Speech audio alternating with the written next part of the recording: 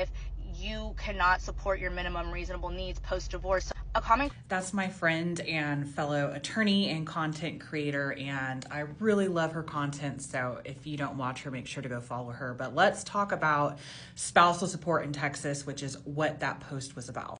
Now, my response to this is one of the most dangerous positions, and dangerous, I use that loosely, positions a woman can put themselves in is being a full-time stay-at-home mom for an extended period of time, especially in Texas, which is not a spousal support friendly state. In fact, I tell my clients Texas is an anti-spousal support state.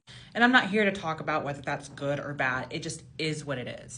And so I always encourage women that if they are staying at home with the children, and I understand sometimes it's not a choice. There's some women that dream of getting to stay home with the children, while other women, like, they basically have to, that they try and increase their skills or stay in an educational environment or something. So if they have to go back into the work environment, they aren't starting on the lowest rung of the ladder. So as we all know, the statistic is 50% of marriages end in divorce. So if you're looking at this from facts, not feelings, you already have a pretty high chance of being divorced at some point. And that statistic is even higher if it's your second marriage, or even higher if it's beyond your second marriage. The last time I looked, if it was your second marriage, you actually had a 70% chance of being divorced again. So staying at home, what happens is whenever you get divorced, yes, you might get some of the assets, but your husband, and it's typically the husband, I'm not saying it can't be the other way around, the husband is still in his job and his career that he now has tenure at, and you are starting at the very bottom of the ladder.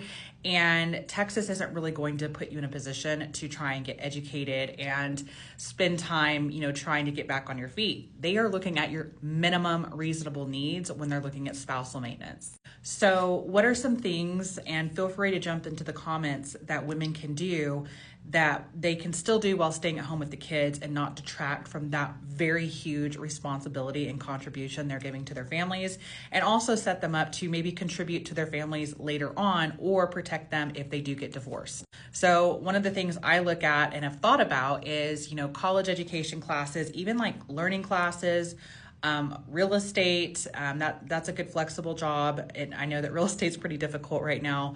Another thing that I've thought about is property management or Airbnb cleaning services, things like that have flexibility that maybe you're not going to every day, but can keep you relevant in the work environment. So if you have other ideas of maybe side hustles or learning opportunities that women can engage in when they're staying at home with the children, please give some ideas, because I think it's really important that women engage with that. And